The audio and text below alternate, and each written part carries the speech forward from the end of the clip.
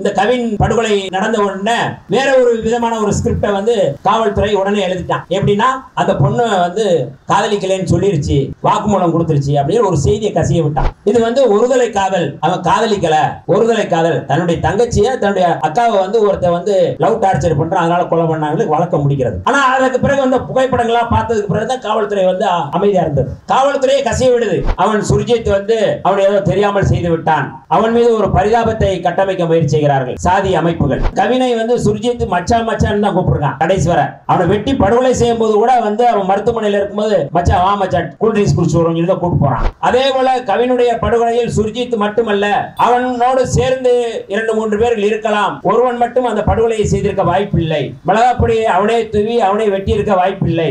அவனே அந்த படுகொலையை ஒருவனே நின்று செய்திருக்க வாய்ப்பில்லை. அவ்வளவு துணிச்சலும் இல்லை. நம்ம சாதி ஆணவ படுகொலைகளை தடுத்து நிறுத்த சொல்லி போராட்டம் நடத்துறோம், மாநாடு நடத்துறோம். ஆனா இங்க ஒருத்தன் வந்து ஆடு மாடுகளுக்காக மாநாடு நடத்துறான். நம்ம யாருக்காக நிக்கிறோம், அவன் யாருக்காக நிக்கிறான்னு பார்க்கணும். ஒரு நாள் வந்து இங்க வந்து ஆடு மாடுகளுக்கு மாநாடு, இன்னொரு நாள் வந்து என்ன கல்லு, அது எந்த சாதிக்காக, இது எந்த சாதிக்காக, இது எல்லாமே ஆர்எஸ்எஸ் உடைய அஜெண்டா. இங்க நாம் தமிழர் ஓம் தமிழரா மாதிரி ரொம்ப நாள் ஆகி போச்சு. சாதி சாதியா சாதி சங்கங்களை கட்டமைச்சிட்டு இருக்கான். குடிப்பெருமை பேசுறாங்க. சுலோசினி நாடார்னு சொன்னா நாடார்லாம் சாதி இல்ல, அது பெருமிதம்ன்றான். எவ்வளவு பெரிய அயோக்கிய தமிழ் தேசியத்தின் பேரில் எவ்வளவு பெரிய அயோக்கியத்தனத்தை இங்கே கட்டமைத்துக் கொண்டிருக்கிறார்கள். இந்த சாதி கட்டமைப்பை பாதுகாக்க வேண்டும் நினைக்கிறார்கள். அந்த சாதி கட்டமைப்பு தான் இந்து மதத்தை பாதுகாத்துக் கொண்டிருக்கிறது. நாம் சாதி அமைப்பு முறையை ஒழிக்க வேண்டுமானால் இந்து மதத்திலிருந்து இந்து மதத்தை ஒழிக்க வேண்டும் என்பதை தவிர வேறு மாற்று சிந்தனையே இல்லை. கடந்த 27ஆம் தேதி தம்பி கவின் படுகொலை செய்யப்பட்டான். அந்த படுகொலையை கண்டித்து நாடு முழுக்க விடுதலை சிறுத்தைகள் மட்டுமல்லாது பெரியார் இயக்கங்கள், மார்க்சிய இயக்கங்கள், அத்தனை இயக்கங்களும் பெரும் போராட்டத்தில் சாலை மறியலில் ஈடுபட்டது. உடனடியாக எம்முடைய தலைவர் எழுச்சி தமிழர் தலைவர் அவர்கள் அங்கே சென்று உடனடியாக ஒரு போராட்டத்தை நடத்துமாறு வழிகாட்டியிருந்தார்கள். நான் அந்த களத்திற்கு சென்று திருச்செந்தூர் அருகே உள்ள அந்த ஏரல் பகுதியில், அதுதான் அவருடைய ஊர், கவினுடைய சொந்த ஊர் பக்கத்திலே ஆறுமுகமங்கலம் இருக்கின்றது. ஆறுமுகமங்கலத்திற்கு பக்கத்திலே ஏரல்ங்கிற ஒரு நகரம், அந்த நகரத்திலே இந்த ஆர்ப்பாட்டத்தை நாம் ஒருங்கிணைத்திருந்தோம். மறுநாளே தலைவர் தலைமையிலே திருநெல்வேலியிலும் அந்த ஆர்ப்பாட்டத்தை நாம் நடத்தியிருந்தோம். தலைவர் அவர்கள் நேரடியாக அந்த ஆறுமுகமங்கலத்திற்கு சென்று அந்த மக்களை சந்தித்து கவினுடைய அப்பா சந்திரசேகர், அவருடைய தாய் தமிழ்ச்செல்வி இருவரையும் சந்தித்து ஆறுதல் கூறிவிட்டு வந்தார்கள். நேரடியாக மருத்துவமனைக்கு சென்று அங்கே கவினுடைய உடலுக்கு முதல் மரியாதையாக மாலை அணிவித்து விட்டு வீர வணக்கம் செலுத்திவிட்டு தலைவர் அவர்களுடைய தலைமையிலே விடுதலை சிறுத்தைகள் வந்தோம். இது ஏதோ இந்த சம்பவம் நடந்தவுடனே கோகுல்ராஜ் படுகொலையா இருக்கட்டும், கோகுல்ராஜ் படுகொலையின் போது விடுதலை சிறுத்தைகள் அந்த களத்திலே நின்று அந்த கோகுல்ராஜ் படுகொலையை தற்கொலை என்று காவல்துறை மூட முயற்சித்த போது இது கொலைதான், இந்த கொலைக்கு பின்னால் யுவராஜ் என்பவன் இருக்கிறான் என்பதை முதலில் சுட்டிக்காட்டி அவன் மீது எஃப்ஐஆர் போட வேண்டும் என்று சொல்லி 4 நாட்கள் சேலத்திலே உள்ளிருப்பு போராட்டம் நடத்திய இயக்கம் விடுதலை சிறுத்தைகள் இயக்கம். அதற்கு பிறகு யுவராஜ் இன்றைக்கு எப்படி கைது செய்யப்பட்டு தண்டனை பெற்றிருக்கான் என்று எல்லோருக்குமே தெரியும். அதே போல இளவரசன் படுகொலை, இப்படி வரிசையாக இந்த படுகொலைகள் தொடர்ச்சியாக நடந்து கொண்டிருக்கின்றது. இந்த படுகொலைகளை தடுத்து நிறுத்துவதற்கு ஒரு தனி சட்டம் இயற்ற வேண்டும். அப்படி தனி சட்டம் இயற்றப்பட்டால் முழுமையாக இந்த ஆணவ படுகொலைகள் குறையும் என்பதற்காக அல்ல, ஆனால் இந்த சட்டம் இயற்றப்படுவதன் மூலமாக வழக்குகள் விரைந்து முடிக்கப்படும், கட்டுப்படுத்த முடியும். இதற்காகவே தனி காவல் நிலையங்கள் உருவாக்கப்படும், இதற்காகவே தனி நீதிமன்றங்கள் உருவாக்கப்படும். இப்படி அதற்கான ஒரு ஸ்பெஷல் ஆக்ட் இருக்க வேண்டும் என்று இந்தியா முழுக்க இந்த சட்டத்தை, தமிழ்நாட்டில் மட்டுமல்ல இந்தியா முழுக்க இந்த சட்டத்தை கொண்டு வர வேண்டும் என்று கடந்த 2019ஆம் ஆண்டு விடுதலை சிறுத்தைகளுடைய எம்முடைய தலைவர் எழுச்சி தமிழர்கள் நாடாளுமன்றத்திலே இது குறித்து பேசினார்கள். 2015ஆம் ஆண்டு நம்முடைய தமிழ்நாடு சட்டப்பேரவையிலேயே மார்க்சிஸ்ட் கம்யூனிஸ்ட் கட்சியினுடைய அன்றைய சட்டமன்ற உறுப்பினர் தோழர் ஆ சவுந்தரராஜன் அவர்கள் இது குறித்து சட்டம் கொண்டு வர வேண்டும் என்று கோரிக்கை வைத்து அந்த மசோதாவை அவர் தாக்கல் செய்தார்கள். அதேபோல 2018ஆம் ஆண்டு இந்திய ஒன்றிய அரசுக்கும் உச்சநீதிமன்றத்திலே சக்திவாகினி என்கின்ற அமைப்புக்கும், அது ஒரு NGO அமைப்பு, எப்படி மக்களுக்காக போராடக்கூடிய நிறைய அமைப்புகள் இருக்கோ அதே போல அப்படி ஒரு அமைப்பும் அங்கே கேட்டு இந்திய அளவில் இதை தடுப்பதற்கான தனி சட்டம் வேண்டும் என்று நம்ம கோரிக்கை வைத்திருக்கிறோம். ஆக அப்படிப்பட்ட ஒரு நெருக்கடியை உருவாக்க வேண்டிய தேவை இருக்கிறது என்பதால் தான் இந்த சட்டம் வேண்டும் என்று நாம் தொடர்ச்சியாக கேட்டுக்கொண்டு இருக்கின்றோம். இந்த படுகொலைக்கு பின்னால், கவினுடைய படுகொலைக்கு பின்னால் நாம் எப்படி கோகுல்ராஜ் படுகொலையிலே யுவராஜ் இருந்தான் என்று நாம் குற்றம் சுமத்தினருமோ அதே போல கவினுடைய படுகொலையில் சுர்ஜித் மட்டுமல்ல, அவனோடு சேர்ந்து 2-3 பேர்கள் இருக்கலாம் என்று நாம் இன்றைக்கு முதல்வருடைய சந்திப்பிலும் நாங்கள் சொன்னோம். தொடர்ச்சியாக அதைத்தான் நாம் சொல்லி வருகிறோம். ஏன்னா ஒருவன் மட்டும் அந்த படுகொலையை செய்திருக்க வாய்ப்பில்லை. மிளகாப்பொடியை அவனே தூவி அவனை வெட்டியிருக்க வாய்ப்பில்லை. அவனே அந்த படுகொலையை ஒருவனே நின்று செய்திருக்க வாய்ப்பில்லை. அவ்வளவு துணிச்சலும் இல்லை. ஆக இதற்கு பின்னால் ஒரு கும்பல் இருக்கின்றது, ஒரு கூலிப்படை இருக்கின்றது, அல்லது சாதிய அமைப்பு ஏதோ இருக்கிறது என்பதை அன்றைக்கே மேடையிலே, அந்த போராட்டத்தின் மேடையிலே நம்முடைய தலைவர் எழுச்சி தமிழர் அவர்கள் அந்த கோரிக்கையை வைத்திருந்தார்கள். இதுவரை காவல்துறை கைது செய்யவில்லை. அவருடைய தந்தையை கைது செய்திருக்கிறது. அவர் ஒரு காவல்துறையில் இருக்கின்ற SI, அவருடைய அம்மாவும் SI, அவரை விசாரிக்கிறார்கள். இந்த தொடர்ச்சியான இந்த படுகொலையில் இன்றைக்கும் எதிரெதிர் விவாதங்கள் நடக்கின்றன. அவன் சுர்ஜித் அவன் ஏதோ தெரியாமல் செய்து விட்டான், அவன் மீது ஒரு பரிதாபத்தை கட்டமைக்க முயற்சி செய்கிறார்கள் சாதி அமைப்புகள். இவன் கவின் 11ஆம் வகுப்பு படிக்கும் பொழுது அந்த சுபாஷினியும் 11ஆம் வகுப்பு படிக்கிறார்கள். இருவரும் அப்போதிலிருந்தே காதலிக்கிறார்கள். அப்பொழுது கவின் 8ஆம் வகுப்பு படிக்கிறான். கவினை சுர்ஜித் மச்சான் மச்சான் தான் கூப்பிடுறான் கடைசி வரை. அவனை வெட்டி படுகொலை செய்யும் போது கூட அவன் மருத்துவமனையில் இருக்கும்போது மச்சான் வா மச்சான் கூல் ட்ரிங்க்ஸ் குடிச்சு வருவோம் சொல்லி தான் கூப்பிட்டு போறான். அப்போ மனம் முழுக்க, அவனுடைய உடல் முழுக்க சாதிய நஞ்சை தேக்கி வைத்துக்கொண்டு வெளியிலே சிரித்துவிட்டு நயவஞ்சகமாக அவனை அழைத்து இந்த வேலையை செய்திருக்கிறார்கள். ஆக இந்த படுகொலைகளை தடுத்து நிறுத்த வேண்டும் என்கின்ற இந்த கோரிக்கை என்பது மிக முக்கியமானது. நம்முடைய தோழர் ஜெஸ்ஸி அவர்கள் பேசும்போதும் சரி, இதற்கு முன்பு நாங்கள் பெரிதும் மதிக்கக்கூடிய மரியாதைக்குரிய தோழர் விடுதலை ராஜேந்திரன் போன்றவர்களும் இந்த சட்டம் குறித்து பேசினார்கள். தோழர் இங்கே பேசும்போது அதை சொன்னார்கள். SC/ST ஆக்ட் ஏற்கனவே இருக்கிறது, தாழ்த்தப்பட்டோர் வன்கொடுமை தடுப்பு சட்டம் ஏற்கனவே இருக்கின்றது. இதை கொண்டு வருவதன் மூலமாக இது நீர்த்து போய்விடக்கூடாது என்று நம்முடைய தோழர் அவர்கள் சொன்னார்கள். மக்கள் மன்றம் இன்றைக்கு தமிழ்நாட்டிலே மிக முக்கியமான ஒரு அமைப்பு. சாதி மறுப்பு திருமணங்களை ஊக்கப்படுத்துவதற்கு, சாதி மறுப்பு திருமணங்கள் செய்வோரை பாதுகாக்கக்கூடிய அமைப்பு. காவல்துறையாக இருந்தாலும் சாதியவாதிகளாக இருந்தாலும் அதை நேருக்கு நேர் எதிர்கொள்ளக்கூடிய ஒரு துணிச்சலான அமைப்பு மக்கள் மன்றம். அப்படிப்பட்ட மக்கள் மன்றத்தை விடுதலை சிறுத்தைகள் நாங்கள் பெரிதும் மதிக்கக்கூடியவர்கள். அதேபோல தோழர் விடுதலை ராஜேந்திரன் போன்றவர்கள் இந்த காலத்திலே தொடர்ச்சியாக கருத்தியல் அடிப்படையில் தந்தை பெரியாருடைய கொள்கையை ஏற்று செயல்பட்டு வந்தவர், விடுதலை சிறுத்தைகள் மதிக்கக்கூடியவர்கள்.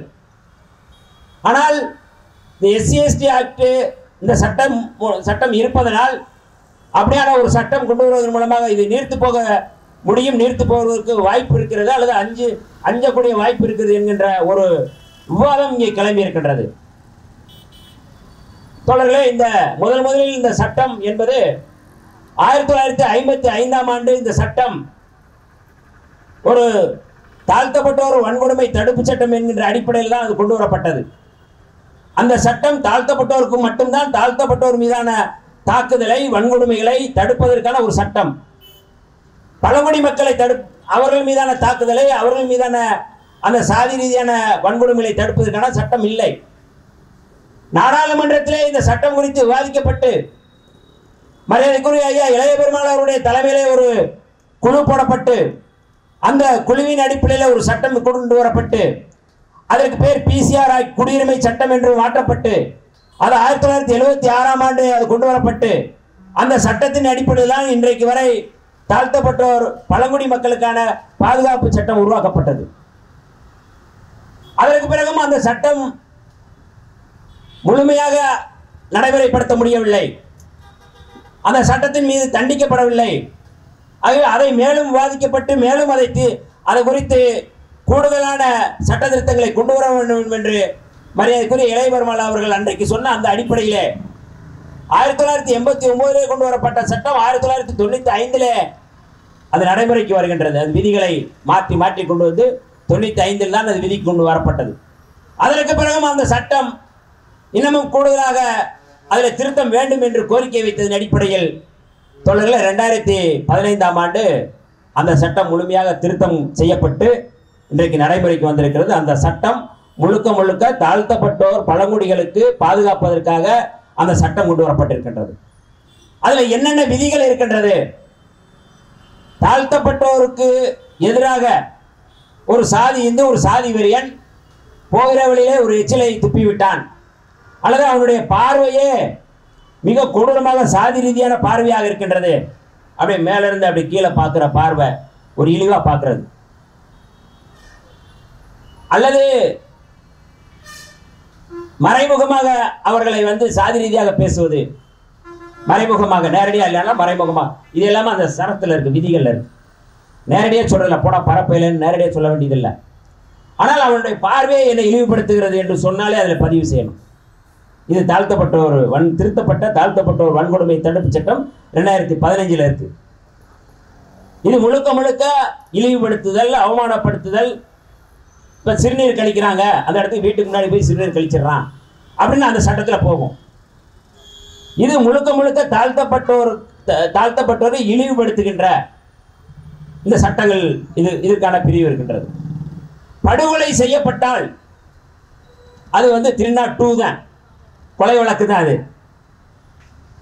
அது முழுக்க கொலை வழக்கு தான். இப்போ நீங்கள் வந்து ஏன் SC/ST ஆக்டில் பதிவு பண்ணுங்க, SC/ST ஆக்டில் பதிவு பண்ணுங்க அப்படின்னா, சாதாரண கொலை வழக்கு SC/ST ஆக்டில் போனால் தனியாச்சா, அது தனி விதிகள் இருக்குது. அதுக்கான வந்து நீதிமன்றத்தில் தனியாக வந்து DSP விசாரிக்கணும், அது தனியாக இருக்குது. தொடர்ந்து இது முழுக்க முழுக்க தாழ்த்தப்பட்டோரை பாதுகாப்பதற்கான, பழங்குடிகளை பாதுகாப்பதற்கான ஒரு சட்டம். ஆனால் நாம் கேட்கக்கூடியது மிக முக்கியமானது, நுட்பமானது. நாம் இது குறித்து விவாதிப்பதற்கான ஒரு செயல்பாடாக நாம் பார்க்க வேண்டியிருக்கின்றது. இந்த தாழ்த்தப்பட்டோர் வன்கொடுமை தடுப்பு சட்டம் அப்படியே இருக்கின்றது. இது முழுக்க முழுக்க இந்த மாதிரியான இழிவுபடுத்துதல், அவமானப்படுத்துதல், அவர்களை துன்புறுத்துதல், இந்த மாதிரியான சட்டங்களுக்குள்ளே அது போய் நின்று விடுகின்றது. அதுக்கு தண்டனை கொடுக்கப்படுகின்றது. ஆனால் இந்த சிறப்பு சட்டம் சொல்லக்கூடிய இந்த சாதி ஆணவ படுகொலைகளை தடுத்து நிறுத்துவதற்கான சட்டம் என்பது மிக முக்கியமானது. தாழ்த்தப்பட்டோரும் OBC சமுதாயத்தை சேர்ந்தவர்களோ அல்லது பிற்படுத்தப்பட்ட சமுதாயத்தை சேர்ந்தவர்களோ காதலித்து சாதி மறுப்பு திருமணம் செய்யும் பொழுது வெட்டி படுகொலை செய்யப்படுகிறார்கள். ஆனால் OBC சமுதாயத்துக்குள்ளேயே உங்களுக்கு தெரியும், ஈரோடு மாவட்டத்திலே ஒரு கவுண்டர் வந்து வன்னியர் பொண்ணை காதலித்தான் என்பதற்காக அவனை படுகொலை செய்தார்கள். நேற்றைக்கு முதல் நாள் தென்காசியிலே கோனார் பையன் அங்க இருக்கின்ற தேவர் பொண்ணை காதலித்ததற்காக அவனை வெட்டி இருக்கிறார்கள். ஒரு அந்த சமுதாயத்துக்குள்ளே இருக்கு, தலித்துக்களுக்குள்ளே இருக்கு. ஆக இது எல்லாவற்றையும் பாதுகாப்பதற்காக, எல்லா சமுதாயத்தினரையும் பாதுகாப்பதற்காக இந்த சட்டம் வர வேண்டும். அப்போதுதான் சாதி மறுப்பு திருமணங்கள் பாதுகாப்பாக நடத்தப்படும் என்பதற்காக இந்த சட்டத்தை கொண்டு வர சொல்கிறோம். இதுதான் ரெண்டுக்குமான வித்தியாசத்தை நாம் புரிந்து கொள்ள வேண்டிய தேவை இருக்கின்றது. இது தனி, இது வெறும் தாழ்த்தப்பட்ட பழங்குடிகளுக்கான பாதுகாப்பு, அவ்வளவுதான், இது தனி. ஆனால் இந்த சட்டம் என்பது முழுக்க முழுக்க வெறும் தலித்துகளுக்காக மட்டுமல்ல, மற்ற சமுதாயத்தை சேர்ந்தவர்கள் காதலித்தால், சாதி மறுப்பு திருமணம் செய்தால் இந்த மாதிரியான வேலைகள் செய்யக்கூடாது, அவர்களை பாதுகாக்க வேண்டும். அவர்கள் படுகொலை செய்யப்பட்டால் உடனடியாக சிறப்பு சட்டம் இருக்கு, அந்த சிறப்பு சட்டத்தின் அடிப்படையில் காவல்துறை கைது செய்ய வேண்டும். அந்த காவல்துறை கைது செய்த உடனே சிறப்பு நீதிமன்றத்தில் முன்னிறுத்த வேண்டும். சிறப்பு நீதிமன்றத்தின் மூலம் உடனடியாக 3 மாதத்திலேயோ 6 மாதத்திலேயோ அந்த வழக்கு நடைபெறும். 1 வருஷம் 10 வருஷம் காத்திருக்க வேண்டியதில்லை. இன்றைக்கு 2016 இப்போ வர வந்து நம்முடைய எவிடன்ஸ் அமைப்பு எடுத்த புள்ளி விவரத்தின் அடிப்படையில் 60க்கும் மேற்பட்ட சாதி ஆணவ படுகொலை நடந்திருக்கிறதா புள்ளி விவரம் சொல்லுது. கோகுல்ராஜ் படுகொலையின் போதே இது குறித்து கேள்வி எழுப்பப்பட்டது நம்முடைய சட்டப்பேரவையில். அன்றைக்கு 2016 அன்றைக்கு முதலமைச்சராக இருந்தவர் ஓபிஎஸ் அவர்கள். அதற்கு பிறகு 2018 முதல்வராக இருந்தவர் நம்முடைய எடப்பாடி அவர்கள். என்ன சொன்னாங்கன்னா, அந்த சட்டப்பேரவையில் கோகுல்ராஜ் படுகொலையாக இருக்கட்டும், இளவரசன் படுகொலையாக இருக்கட்டும், எந்த படுகொலையிலும் அவர்கள் சாதி ஆணவ படுகொலை தமிழ்நாட்டில் நடக்கவில்லை. இன்னைக்கும் சட்டப்பேரவையில் அது அப்படியே இருக்கின்றது. அவர்கள் வெளிப்படையாக சொன்னார்கள், அப்படி எதுவும் நடக்கலங்க, இதெல்லாம் சாதி ஆணவ படுகொலை சேராது என்று சொன்னார்கள். ஆணவத்தோடு குடும்ப கௌரவத்தை பாதுகாப்பதற்காக, சாதி கௌரவத்தை பாதுகாப்பதற்காக நடக்கின்ற அந்த படுகொலைகள் அத்தனையுமே சாதி ஆணவ படுகொலைகள் தான் என்பதை கொண்டு வர வேண்டும் என்று சட்டப்பேரவையிலே பேசியிருக்கிறார். மார்க்சிஸ்டுகள் மற்ற எல்லா அமைப்புகளுமே எல்லா கட்சிகளுமே பேசியிருக்கிறார்கள். ஆக இப்படி ஒரு சட்டம் கொண்டு வரும் பொழுதுதான் மற்ற சமுதாயத்தைச் சேர்ந்தவர்கள் இந்த சாதி மறுப்பு திருமணங்கள் செய்வதற்கான பாதுகாப்பை உறுதிப்படுத்தப்படும் என்கின்ற அக்கறையில் தான் இந்த சட்டம் கொண்டு வர வேண்டும் என்று நாம் தொடர்ச்சியாக வலியுறுத்துகின்றோம். அப்ப நீ சாதி மாதிரி கல்யாணம் பண்ணா வெட்டான். ஆனா சாதி மாதிரி கல்யாணம் பண்ணதுக்கு பிறகு வெட்டி முடிச்சதுக்கு அப்புறம் அதற்கு ஒரு கதையை, ஒரு ஸ்கிரிப்டை போலீஸ் பண்றான். இப்ப கூட இந்த கவின் படுகொலை நடந்த உடனே வேற ஒரு விதமான ஒரு ஸ்கிரிப்டை ஒரு திரைக்கதை காவல்துறை உடனே எழுதிட்டான். எப்படின்னா, அந்த பொண்ணு காதலிக்கலைன்னு சொல்லிருச்சு, வாக்குமூலம் கொடுத்துருச்சு அப்படின்னு ஒரு செய்தியை கசிய விட்டான். ஆனால் அப்படி சொல்லவில்லை, காவல்துறையை கசிய விடுது. எதற்காக அது கசிய விட்டது? இது ஒருதலை காதல், அவன் காதலிக்கலை, ஒருதலை காதல். தன்னுடைய தங்கச்சியை தன்னுடைய அக்காவை ஒருத்த லவ் டார்ச்சர் பண்ணுறான், அதனால கொலை பண்ணாங்களுக்கு வழக்கம் முடிக்கிறது. ஆனால் அதற்கு பிறகு புகைப்படங்கள்லாம் பார்த்ததுக்கு பிறகு தான் காவல்துறை அமைதியாக இருந்தது. அந்த புகைப்படங்களை எல்லாம் பார்த்துருப்போம் நம்ம. ஆக இப்படிப்பட்ட ஒரு சூழலில் இன்றைக்கு நாம் இந்த சிறப்பான இந்த சட்டத்தை நடைமுறைப்படுத்த வேண்டும் என்கின்ற கோரிக்கையை நாம் வலுவாக பெரியார் இயக்கங்களாக இருக்கட்டும், அல்லது அம்பேத்கர் இயக்கங்களாக இருக்கட்டும், அல்லது மார்க்சிய இயக்கங்களாக இருக்கட்டும், எல்லா இயக்கங்களும் வலுவாக நாம் முன்னெடுக்க வேண்டிய தேவை இருக்கின்றது. அன்றைக்கு தந்தை பெரியார் அவர்கள் எப்படி 24 மணி நேரம் இதற்காகவே சாதி ஒழிப்புக்காக களமாடினாரோ, சாதி ஒழிப்பு களத்திலே நின்று போராடினாரோ, வெறும் கடவுள் மறுப்பு பரப்புரையில் மட்டும் அவர் செய்யவில்லை. கடவுள் மறுப்பு பரப்புரையினுடைய ஊடாக அவர் செய்தது மிக முக்கியமானது சாதி ஒழிப்பு தான். அவருடைய தீர்மானங்கள் அதை தான் சொல்கின்றன. அப்படியான முன்னெடுப்புகளை பெரியார் இயக்கங்கள் முன்னெடுக்க வேண்டும். இன்றைக்கு அது கொஞ்சம் கொஞ்சமாக குறைய சாதி சங்கங்கள் இன்றைக்கு கூடிக்கொண்டிருக்கின்றன. எல்லாமே சாதி சங்கங்களாக மாறிக்கொண்டிருக்கின்றன. நம்ம சாதி ஆணவ படுகொலைகளை தடுத்து நிறுத்த சொல்லி போராட்டம் நடத்துகிறோம், மாநாடு நடத்துகிறோம். ஆனால் இங்கே ஒருத்தன் ஆடு மாடுகளுக்காக மாநாடு நடத்துகிறான். யோசிச்சு பார்க்க வேண்டியிருக்கு. நம்ம யாருக்காக நிற்கிறோம், அவன் யாருக்காக நிற்கிறான்னு பார்க்கணும். ஒரு நாள் இங்கே ஆடு மாடுகளுக்கு மாநாடு, இன்னொரு நாள் என்ன கல்லு, அது எந்த சாதிக்காக, இது எந்த சாதிக்காக, ஒரு பட்டியல் வெளியேற்றம். இது எல்லாமே RSS agenda, Bharatiya Janata RSS Sangh Parivar கும்பலுடைய அஜெண்டா. இன்றைக்கு நாம் கருத்தியல் களத்திலே இந்த ஆணவ படுகொலைகளை தடுத்து நிறுத்துவதற்கான களத்திலே நிற்பதற்கான காரணம் சாதி ஒழிப்பிலிருந்து நாம் அதை பார்க்க வேண்டிய தேவை இருக்கின்றது.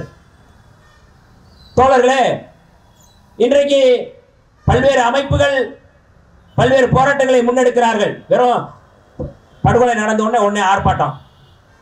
ஆனால் விடுதலை சிறுத்தைகள் அது கோட்பாட்டு அடிப்படையிலே பார்க்கின்றோம். எப்படியான கோட்பாடு, எதற்காக நாம் இதை செய்கின்றோம், இந்த படுகொலை எதற்காக நடக்கின்றது? ராமாயணத்திலே உங்களுக்கு ஒரு கதை தெரியும், எல்லாம் படிச்ச ராமாயணம் தான் நம்ம கிராமங்கள்ல நிறைய போடுவாங்க. ராமனுடைய அரண்மனைக்கு வெளியிலே ஒரு பார்ப்பனர் வெளியிலே நிற்கிறான், தன்னுடைய குழந்தையை வைத்துக் கொண்டு நிற்கிறான். ராமா, உன்னுடைய ஆட்சி கெட்டு போச்சு, உன்னுடைய ஆட்சி ரொம்ப மோசமான ஆட்சி, களி முத்தி போச்சு என்று அந்த பார்ப்பனர் அந்த குழந்தையை செத்து போன குழந்தையை வைத்துக் கொண்டு கதறுகிறான். ராமன் வெளியிலே வருகிறான். வெளியில என்னவென்று கேட்கிறான். இங்கே ஜாதி மாதிரி, குளம் மாதிரி, கோத்திரம் மாதிரி ஒரு தப்பு நடந்திருக்கு, நீ போய் பாரு அப்படி சொல்றான். அவன் வாளோடு எடுத்து காட்டுக்குள்ளே போகிறான். அங்கே ஒருவன் மரத்திலே தலைகீழாக ஒருவன் தொங்கிக் கொண்டிருக்கிறான். உன்னுடைய பேர் என்ன என்று கேட்கிறான். என்னுடைய பேர் சம்பூகன் என்கிறான். நீ என்ன சாதி, என்ன கோத்திரம் என்கிறான். நான் வேட்டுவ சமுதாயம், அதாவது பழங்குடி சமுதாயத்தைச் சேர்ந்தவன் என்கிறான். நீ என்ன செய்து கொண்டு இருக்கிறாய் என்கிறான். நான் தவம் புரிந்து கொண்டு இருக்கிறேன் என்றான். தவம் யார் புரிய வேண்டும்? தவம் புரியக்கூடியவர்கள் பார்ப்பனர் பிராமணர்கள். நீ வந்து சூத்திரன், நீ எப்படி இதை செய்ய முடியும்? ஆகவே நீ செய்வது தவறு, சாதி மாதிரி நீ செய்யக்கூடாது, செய்யக்கூடியவர்களால் செய்ய வேண்டும் என்று சொல்லி வாளால் எடுத்து அந்த சமூகன் தலையை வெட்டி படுகொலை செய்கிறான். அந்த ரத்தம் அந்த குழந்தை மேல் பட்ட பிறகு அந்த குழந்தையை உயிர்ப்பித்ததாக ராமாயணம் சொல்லுகின்றது. தோழர்களே, இன்றைக்கு ராமாயண கதையை, ராமாயண நாடகத்தை தெருவாக ஊராக போடுகிறார்கள். ஆனால் ராமாயணத்திலே இந்த மாதிரியான ஒரு கதை இருக்கிறது. இன்னைக்கு பாரதிய ஜனதா, RSS, சங் பரிவார அமைப்புகள் ஜெய் ஸ்ரீராம் ஜெய் ஸ்ரீராம் என்கின்ற முழக்கத்தை சொல்வதற்கான காரணம் என்ன? ராமன் நம்முடைய கடவுளா? ராமன் யாரை படுகொலை செய்தான்? புரட்சியாளர் அம்பேத்கர் அவர்கள் இந்து மதத்தின் புதிர்கள் என்கின்ற நூலிலே ராமனை பற்றி சொல்வார். ராமன் ஒரு கொலைகாரன் என்றே சொல்கிறார். ராமனை போன்ற ஒரு மனநோயாளி எவனும் இருக்க முடியாது என்று புரட்சியாளர் அம்பேத்கர் அவர்கள் அந்த நூலிலே சொல்கிறார்கள். அப்படிப்பட்ட ராமாயணத்திலே இந்த கதை இருக்கிறது என்றால் அந்த கதையை நம்ப வைப்பதற்காக அந்த கதை சொல்லக்கூடியது என்னவென்றால் வர்ணாசிரமத்தை, சனாதனத்தை பாதுகாப்பதற்காக படுகொலை செய்ய வேண்டும். ராமன் வந்து பார்ப்பனர் அல்ல, ஆனால் பார்ப்பனருக்காக படுகொலை செய்கிறான். இடைநிலை சாதி சத்திரியன். இது அப்படியே நீங்க இப்ப பாருங்க. அந்த வர்ணாசிரமத்தை, அந்த சனாதனத்தை நிறுவுவதற்காக, பார்ப்பனருடைய இந்த கோட்பாட்டை நடைமுறைப்படுத்துவதற்காக, பார்ப்பனருடைய இந்த கோட்பாட்டை செயல்படுத்துவதற்காக இவர்கள் இடைநிலை சாதிகள் இந்த படுகொலையை செய்கிறார்கள். ரொம்ப முக்கியமான அதை பார்க்கணும். அங்கிருந்து தொடங்கணும், ராமாயணத்திலிருந்து தொடங்கணும். இன்றைக்கு விடுதலை சிறுத்தைகள் கோட்பாட்டு அடிப்படை எந்த சாதியும் நாங்கள் தனியா பார்க்கல. தனியா எந்த சாதி மீது எங்களுக்கு வெறுப்பு இல்லை. இந்த களத்திலே நாங்கள் என்று போராடுகிறோம். புரட்சியாளர் அம்பேத்கருடைய பிள்ளைகளாக, தந்தை பெரியாருடைய பிள்ளைகளாக இந்த களத்திலே நிற்கின்றோம். 1871 குற்றப்பரம்பரை சட்டம் பஞ்சாப் மாநிலத்திலே கொண்டு வரப்பட்டது. கிழக்கு பஞ்சாப் அந்த பகுதியில் 1871 மொத்தம் 219 ஜாதி. அன்றைக்கு பிரிட்டிஷ் கொண்டு வந்த சட்டம் அந்த குற்றப்பர கைரேகை சட்டம். தமிழ்நாட்டில் மொத்தம் 89 சாதி. அந்த சட்டம் கொண்டு வரப்பட்டது. ஒன்று கல்லர், மறவர், அகமுடையார் மட்டும் அந்த குற்றப்பரம்பரை சட்டத்தில், அந்த கைரேகை சட்டத்தில் இல்லை. அந்த கைரேகை சட்டத்தில் யார் யார் இருந்தார்கள்? தொம்பர், காட்டுநாயக்கர், வேட்டுவ கவுண்டர், பறையர், கேப்மாரி, தெலுங்கு செட்டியார், இப்படி ஒரு 89 சாதி தமிழ்நாட்டில் குற்றப்பரம்பரை சட்டத்தில் இருந்திருக்கிறாங்க. இந்த சட்டம் குறித்து குற்றப்பரம்பரை சட்டத்தில் இருந்தவங்க அவ்வளவு பேருமே வந்து கையெழுத்து போட மாட்டாங்க. அதாவது அந்த சமூகத்தை, நான் இப்போ சொன்னேன்ல, கல்லர்னா கல்லர் முழுக்க வந்து அந்த கையெழுத்து போட முடியாது. மறவர்னா மறவர் அவ்வளவு பேரும் ஒரு அந்த கிராமத்தில் அந்த இந்த தமிழ்நாடு முழுக்க இருக்கிறாங்க அப்படின்னா 1,00,000 பேர் இருக்கான்னு 1,00,000 பேர் கையெழுத்து போட மாட்டாங்க. யார் வந்து இந்த பிரிட்டிஷாரால் யார் கண்காணிக்கப்படக்கூடியவர்களோ அவர்கள் கையெழுத்து போடக்கூடியவர்கள். பறையர்களே அந்த சட்டத்தில் கையெழுத்து போட்டிருக்கிற வட மாவட்டங்களில். காட்டு நாயக்கர்கள் இருக்கிறார்கள், வேட்டுவ கவுண்டர்கள் இருக்கிறார்கள், தொம்பர்கள் என்று சொல்லக்கூடியவர்கள் இருக்கிறார்கள், செட்டியார் என்று சொல்லக்கூடியவர்கள் இருக்கிறார்கள், குறவர்கள் இருக்கிறார்கள். இது எல்லாமே வந்து 89 சாதி அன்னைக்கு இருந்தது. எல்லா ஒரு ஜாதி, ஆனால் அவ்வளோ பேர் அதில் வந்து கையெழுத்து போட முடியாது. ஒரு ஊரில் 10 பேர் காவல் நிலையத்தில் கையெழுத்து போடுறதில்ல, ஊர் மந்தையில் வச்சிடுறாங்க. இவன் போய் கையெழுத்து போடணும். அதை கண்காணிப்பதற்கு அந்த சமூகத்தை சேர்ந்தவர்கள் இருப்பார்கள். 1919 1871 பிறகு 11 அந்த சட்டம் இந்தியா முழுக்க கொண்டு வரப்பட்ட பிறகுதான் இது தீவிரப்படுத்தப்படுகின்றது. இந்த சட்டத்திற்கு எதிராக 1920 உசிலம்பட்டியிலே, பெருங்காமநல்லூரிலே மக்கள் போராட்டத்தை முன்னெடுத்த போது 17 பேரை சுட்டுக் கொண்டார்கள். அதில் மாயக்கால் என்கின்ற அந்த பெண்மணியும் அதில் ஒன்று. மொத்தம் 17 பேர். அப்போது அந்த படுகொலை நடந்த போது குற்றப்பரம்பரை சட்டத்துக்கு எதிராக போராடி 17 பேர் துப்பாக்கி சுட்டால் செத்து மடிந்த போது முத்துராமலிங்க தேவருக்கு 12 வயசு தான். தோழர்களே, 1933 இந்த சட்டம் குறித்து விவாதத்துக்கு வந்த பொழுது புரட்சியாளர் அம்பேத்கர் இந்த சட்டம் குறித்து பேசுகிறார். இந்த சட்டம் அகற்றப்பட வேண்டும், இந்த சட்டம் இருக்கக்கூடாது, இது மனித தன்மையற்றது என்று அந்த சீர்திருத்த குழுவிலே உரையாற்றியவர் புரட்சியாளர் அம்பேத்கர் அவர்கள். அதற்கு பிறகுதான் இந்த சட்டம் எடுக்கப்படுகின்றது என்பதை நாம் புரிந்து கொள்ள வேண்டும். எந்த சமுதாயத்துக்கு இந்த இன்றைக்கு வந்து குற்றப்பரம்பரை சட்டம் எடுக்கப்பட்டிருப்பதற்கு காரணம் புரட்சியாளர் அம்பேத்கர் அன்றைக்கு கருத்தியல் ரீதியாக வலுவா வச்சதன் விளைவாகத்தான் அந்த சட்டம் எடுக்கப்பட்டது. இது எத்தனை பேருக்கு தெரியும்? இன்றைக்கு உண்மையாகவே வந்து கல்லர் மறவர் அகமுடையார் சமுதாயத்தை சேர்ந்தவர்கள் உண்மையாக விசுவாசமாக இருக்க வேண்டுமானால் இந்த சட்டத்தின் அடிப்படையில் இந்த சட்டத்தை எடுத்தவர் புரட்சியாளர் அம்பேத்கர் அவர்கள். அவருக்கு தான் இந்த சமூகம் உண்மையாக இருக்க வேண்டும். இது வரலாறு. எந்த சமுதாயத்தை வந்து தலித்துகள் எந்த ஏரியால போய் ஒரு வீட்டை கொளுத்திருக்கிறான், எங்க போய் என் பொண்ணை கூட்டு போயிட்டு வெட்டி கொண்டிருக்கிறான். ஆக இந்த கோட்பாட்டை, இந்த கருத்தியலை யார் ஏற்றுக்கொண்டார்கள்? அதான் கேட்கிறோம். இன்றைக்கு பாரதிய ஜனதா, RSS, சங்பரிவார் அமைப்புகள் நீதிமன்றமா இருக்கட்டும், நீதிமன்றத்திலும் அவர்கள் முழுமையாக இருக்கிறார்கள். அதுக்கு ஒரே ஒரு உதாரணம் சொல்கின்றேன். அவர்கள் எப்படி இந்த வர்ணாசிரமத்தை கட்டமைக்கிறார்கள்? பில்கிஸ் பானு வழக்கு தெரியும். 2002 அந்த குஜராத்தில் நடந்த பெரும் படுகொலை, பெரும் கலவரம், வன்முறை, இஸ்லாமியர்கள் இனப்படுகொலை செய்யப்படுகிறார்கள். தன்னுடைய கை குழந்தை, தன்னுடைய இன்னொரு குழந்தை, வயிற்றிலே 7 மாத கர்ப்பிணி, உறவினர்கள் எல்லோரும் சேர்ந்து இந்த ஊரை விட்டு போய்கொண்டிருக்கும் போது பஜ்ரங்கதள், விஸ்வ இந்து பரிஷத் போன்ற அமைப்புகள் தடுத்து படுகொலை செய்கிறார்கள். பில்கிஸ் பானுவை நெருங்கி கற்பழிக்க, அதாவது பாலியல் வன்முறை செய்ய முயற்சி செய்ய போது அண்ணா என்று கேட்கிறார். எல்லாம் தெரிஞ்ச முகம், பார்த்த முகம். நீங்களாண்ணா அப்படின்னு கேட்குறாங்க. கர்ப்பிணியாக இருக்கிற, 7 மாதம் கர்ப்பிணியாக இருக்கிறேன், ஆனாலும் பாலியல் வன்முறை செய்கிறார்கள். என்ன எப்படி சொல்கிறாங்க? பாரத் மாதா கி ஜெய் ஸ்ரீராம் முழக்கம் போட சொல்லி. ராமனுக்கு இதான் வேலையா? நீங்கள் ஜெய் ஸ்ரீராம் முழக்கம் போடுறீங்கள, ராமனுக்கு இதான் வேலையா? அந்த வழக்கு இவர்கள் மொத்தம் 13 பேருக்கு ஆயுள் சிறை கொடுக்கப்பட்டது. ஆனால் பொது மன்னிப்பிலே குஜராத் அரசு அவர்கள் விடுதலை செய்தது. விடுதலை செய்தவர்களை வரவேற்று பிஜேபியை சேர்ந்தவர்கள், சங்பரிவார் அமைப்புகளை சேர்ந்தவர்கள் அவர்களுக்கு மாலை அணிவிக்கிறார்கள். நீதிமன்றம் அவர்களுக்கு தண்டனை கொடுக்கிறது. ஆனால் அரசு அவர்களை விடுதலை செய்கின்றது. யாரை படுகொலை செய்ததற்காக? பில்கிஸ் பானு என்கிற இஸ்லாமியரை படுகொலை செய்ததற்காக. சமீபத்திலே உங்களுக்கு தெரியும், மாலேகான் குண்டுவெடிப்பிலே பிரக்யா சிங் தாக்கூர் என்கின்ற முன்னாள் நாடாளுமன்ற உறுப்பினர் அவர் உள்ளிட்ட 7 பேர் விடுதலை செய்யப்படுகிறார்கள். தோழர்களே, இந்த 2 வழக்குகளை மட்டும் நான் சொல்லி எப்படி இந்த சனாதன கும்பல் எப்படி இங்கே நிறுவ முயல்கிறார்கள் என்பதை மட்டும் சொல்லி நான் நிறைவு செய்ய விரும்புகின்றேன். இந்த மாலேகான் குண்டுவெடிப்பு ரொம்ப முக்கியமான குண்டுவெடிப்பு.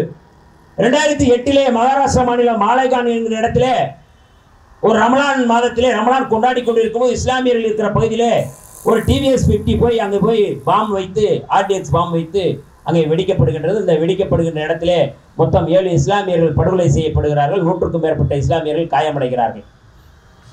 இந்த வழக்கு நடக்கின்றது.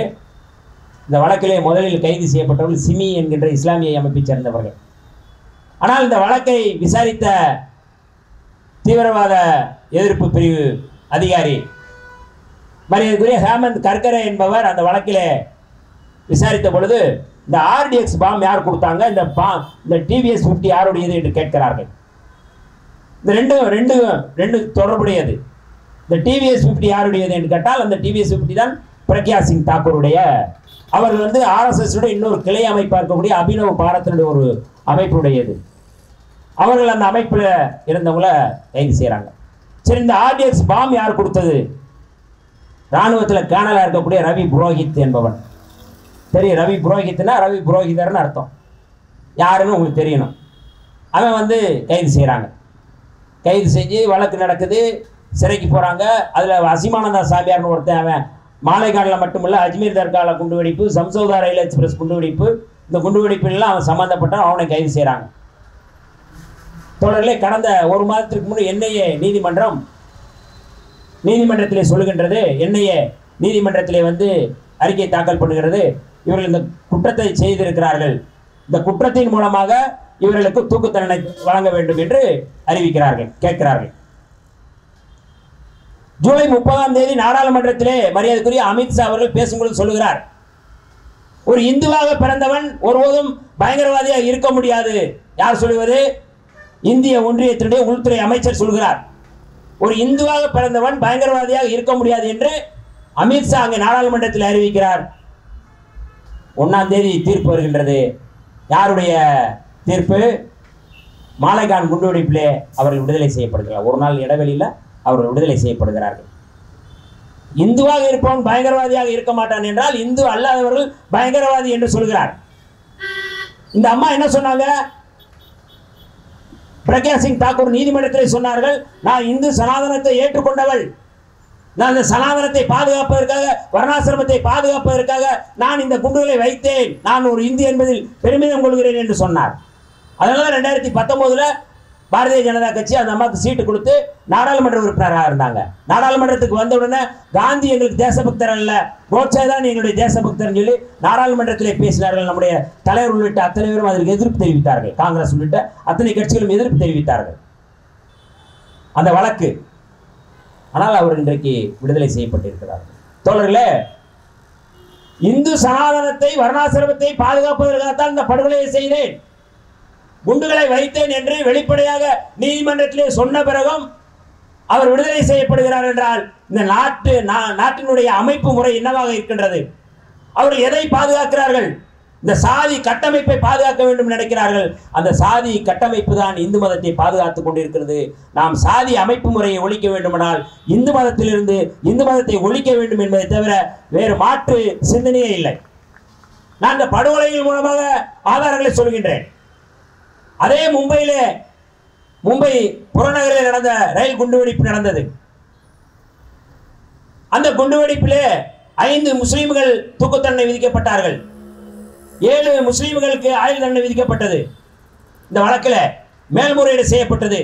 கடந்த 1 மாதத்திற்கு முன்பு அவர்கள் அத்தனை பேரும் விடுதலை செய்யப்பட்டார்கள். ஒரு குற்றமற்றவர்கள் என்று விடுதலை செய்தார்கள். இந்த குண்டுவெடிப்புக்கும் முஸ்லிம்களுக்கு எந்த சம்மந்தம் இல்லை என்று விடுதலை செய்தார்கள். ஆனால் அவசரமாக மகாராஷ்டிரா மாநிலத்துடைய அரசு மேல்முறையீடு செய்தது. மேல்முறையீடு செய்து அவருடைய தண்டனையை நிறுத்தி வைத்திருக்கிறது. இன்றைக்கு அவர்களுடைய தண்டனை நிறுத்தி வைக்கப்பட்டு உச்சநீதிமன்றத்திலே வழக்கு தொடரப்பட்டிருக்கின்றது. மாலைகான் குண்டுவெடிப்பிலே கைது செய்யப்பட்ட பயங்கரவாதிகள், இந்து பயங்கரவாதிகள், பிரக்யா சிங் தாக்கூர், இவர்கள் எல்லோரும் இன்றைக்கு விடுதலை செய்யப்பட்டு விட்டார்கள். ஆனால் மேல்முறையீடு இல்லை. ஆனால் இஸ்லாமியர்கள் விடுதலை செய்யப்பட்டார்கள். உடனே மேல்முறையீடு கொண்டு போய் அவர்களை தண்டனை கொடுக்கிறார்கள். ரெண்டையும் நம்ம பார்க்கணும். எப்படி இருக்கு இந்த அரசு? பாரதிய ஜனதா, RSS, சங் பரிவார அமைப்புகள் ஜாதி கட்டமைப்பை பாதுகாக்க வேண்டும், வர்ணாசிரமத்தை பாதுகாக்க வேண்டும். அதற்காக மதவெறியும் சாதி வெறியும் ஊட்டி இங்கே மிகப்பெரிய வன்முறையை தூண்டுகிறார்கள். அதை ஏற்றுக்கொண்ட சாதிகள் இன்றைக்கு ஆணவ படுகொலைகளை செய்கிறார்கள். இந்த வர்ணாசிரமத்தை பாதுகாக்க நான் உயர்ந்த ஜாதி, அதான் குடிப்பெருமை பேசுறாங்க. தமிழ் தேசியம் பேசுறவனும் இங்க குடிப்பெருமை தான் பேசுறான். சாதி ஒழித்தல் ஒன்று, நல்ல தமிழ் வளர்த்தல் மற்றொன்று என்று சொன்னார் புரட்சி கவிஞர் பாரதிதாசன். அந்த பாரதிதாசனுடைய கொள்கையை ஏற்றுக்கொண்டு, கோட்பாட்டை ஏற்றுக்கொண்டு தமிழ்நாட்டிலே தமிழ் தேசியம் பேசுகின்ற யாராவது சாதி ஒழிப்பு மாநாடு, இங்க இருக்கின்ற ஆணவ படுகொலை தடுத்து நிறுத்திருக்கிறா, மாநாடுகளை நடத்துவதற்கு எவனுக்காவது துணிச்சல் தெம்பு இருக்கின்றதா? எவனுக்கு இல்லை. இங்க நாம் தமிழர் ஓம் தமிழரா மாறி ரொம்ப நாள் ஆகி போச்சு. சாதியா சாதி சங்கங்களை கட்டமைச்சிட்டு இருக்கிறான். சாதி சங்கங்களை குடிப்பெருமை பேசுறாங்க. சிவா என்ன நாடாரு?